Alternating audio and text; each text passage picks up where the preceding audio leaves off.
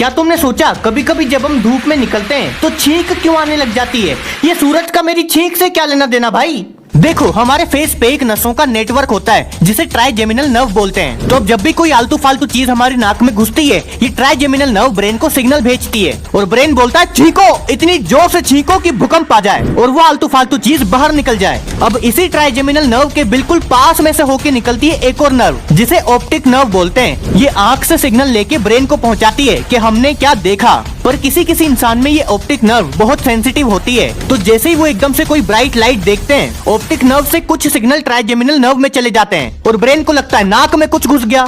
तो छींको, इतनी जोर से छींको कि भूकंप आ जाए।